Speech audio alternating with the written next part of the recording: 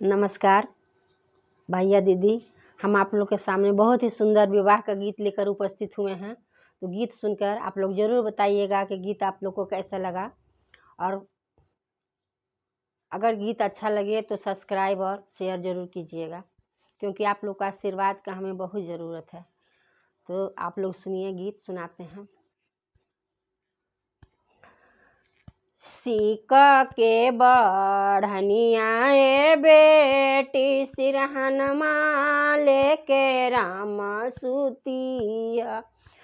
Caeca के बढ़निया ए बेटी सिरहन माले के राम सुतिया। सुतिए उठिए बेटी रसोईया घर बारिया। सुतिए उठिए बेटी रसोईया घर बारिया। ओ कर बाहरन ए बेटी पिछुती जाके रामा फेंकिया। ओ कर बाहरन ए बेटी पिछुती जाके रामा फेंकिया।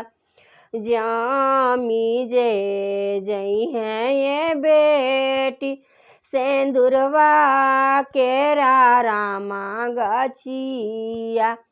जामी जे जई है ये बेटी सिन्होरा केरा रामा गछिया। ओही मुहे आई है ये बेटी दुलारू दुल्हा के घोड़ावा। ओही मुहे आई है ये बेटी दुलारू दुल्हा के घोड़ावा। बांधी जे दी है ये बेटी सीनो सेंदुरवा केरा रामा गछिया।